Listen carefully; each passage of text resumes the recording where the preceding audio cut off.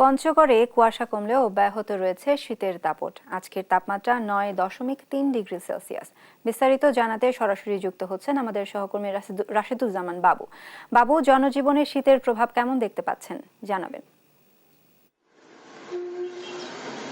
শুভ সকাল আপনাকে। আসলে আপনি জানেন যে দেশের সর্ব উত্তরের জেলা পঞ্চগড়, হিমালয় কন্যা বলে খ্যাত এই জেলাকে বলা হয়।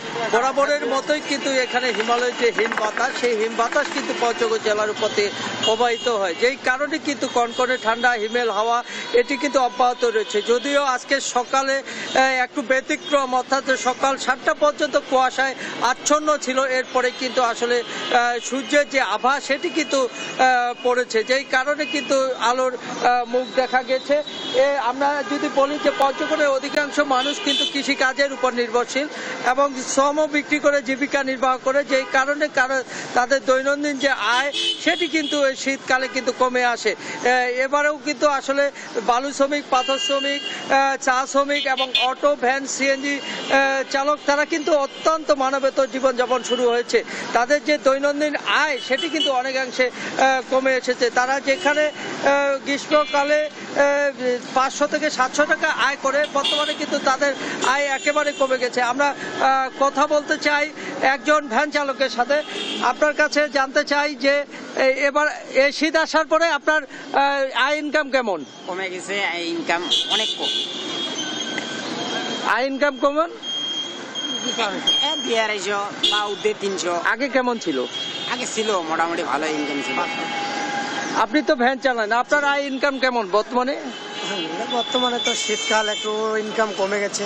সারাদিনে মানুষ খাটে কোটে 2 থেকে 250-300 টাকার মধ্যে ইনকাম হয়। এর মধ্যে তো সংসার চলে না। তারপর যা হোক, আলহামদুলিল্লাহ। শীতকালের আগে যে ইনকামটা ছিল 500-550-600-র মধ্যে ইনকাম ছিল। একটু বর্তমানে আমাদের চলা খুব কষ্টকর হয়ে যাচ্ছে শীতকালের।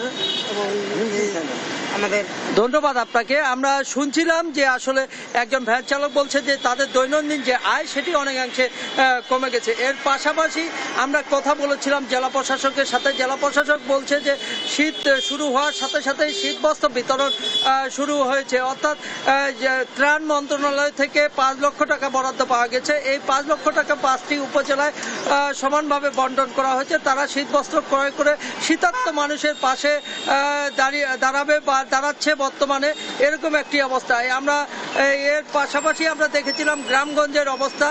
গ্রামগঞ্জে আসলে মানুষ, আসলে খেটে খাওয়া যারা মানুষ, তারা কিন্তু সময় মতো কাজে যেতে পারছে না। অনেকেই খড়কুটো জ্বালিয়ে কিন্তু শীত নিবারণের চেষ্টা করছে।